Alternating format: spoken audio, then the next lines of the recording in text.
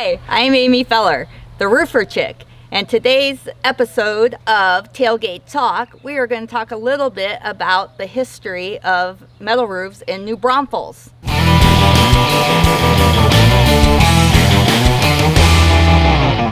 Did you know that New Braunfels used to be called Tin City? Back in the 1920s, I think, don't quote me on this, but I think it was 1924 to 1926.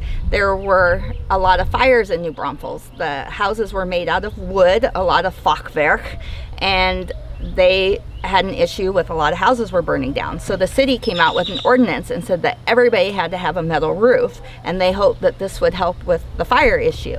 So what everybody did was they went out and ran to the local hardware store, which was downtown, and they bought the most inexpensive metal they could find, and it was corrugated metal, and it came in 8-foot sheets, and they ran out and put it on their house. So every roof in New Braunfels had a tin roof, and we became famous and called Tin City.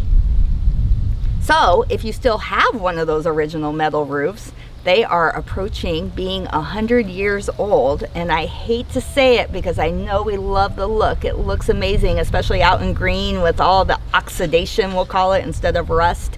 They need to be replaced. And you can go back, when you do replace them, you can go back with corrugated metal again if you want to have that look. We do that. Or you can go back with standing seams so you don't have exposed fasteners. It's more efficient.